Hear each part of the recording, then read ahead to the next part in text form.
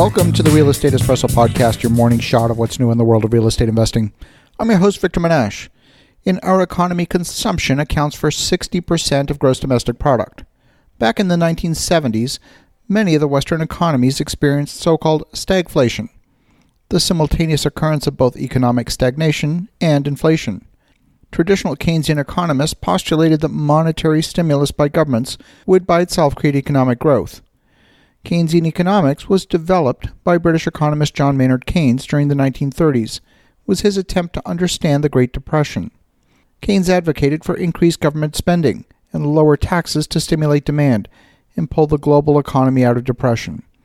Until the 1970s, many economists believed there was a stable inverse relationship between inflation and unemployment.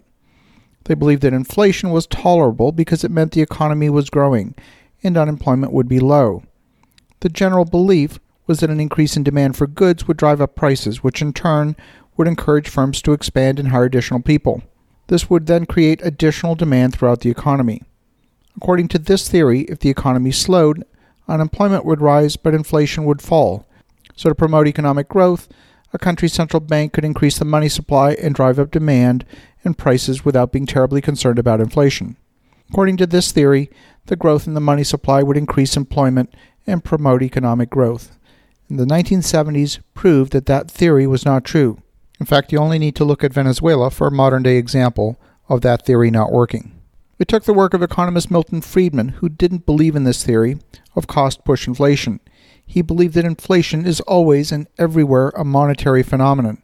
In other words, he believed that prices couldn't increase without an increase in the money supply. To get the devastating effects of inflation under control in the 1970s, the Federal Reserve would have to follow a constrictive monetary policy. So fast forward to today. We have central governments all over the West printing money like never before. But it's not having much of a stimulative effect on the economy. It's inflating asset prices, but not creating a substantial jump in economic growth. The other major factor that can't be overlooked is demographics. If I observe my own behavior, there was a time when I was willing to spend money on a large scale. I remember ordering matching custom-made leather sofas for our home. They were stunning. Today, my values have changed. I would never do that today. Maybe it's because I'm over 50. Maybe it's the result of spending considerable time on board a boat realizing that I don't need all that stuff. There's no question I'm actively opposed to spending money these days. I want to invest, not consume. I'm putting increasing amounts of money into assets and not into consumption. So am I partly responsible for economic slowdown?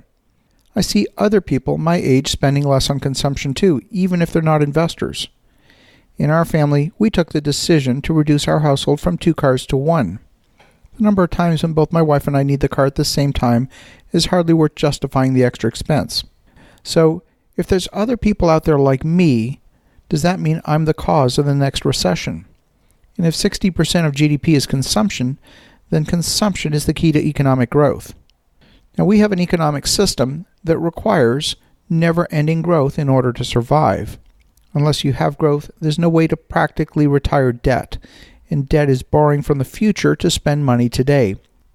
The only way that debt makes any sense is if you have more money in the future than you do now.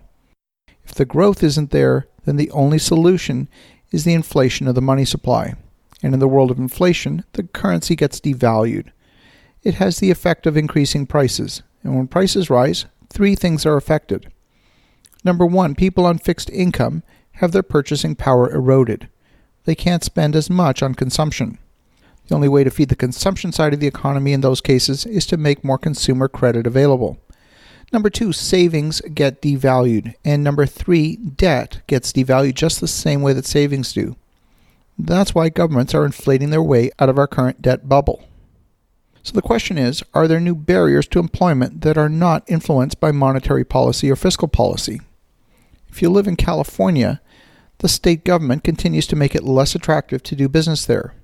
New laws are making it less attractive to hire in the state of California. If the Fed prints more money or lowers interest rates further, you're not going to see a lot of new hiring happening in California. Access to credit isn't what's preventing more people from getting hired.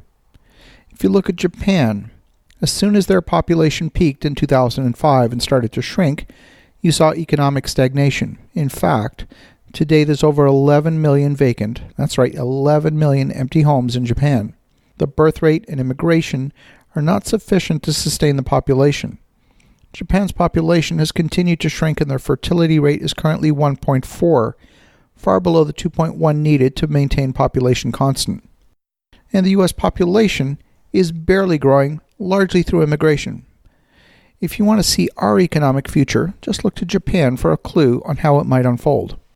Increases in government spending and higher debt to GDP ratios have not helped stimulate economic growth. As you think about that, be aware we may see stagflation again in our future. Have an awesome rest of your day. Go make some great things happen. We'll talk to you again tomorrow.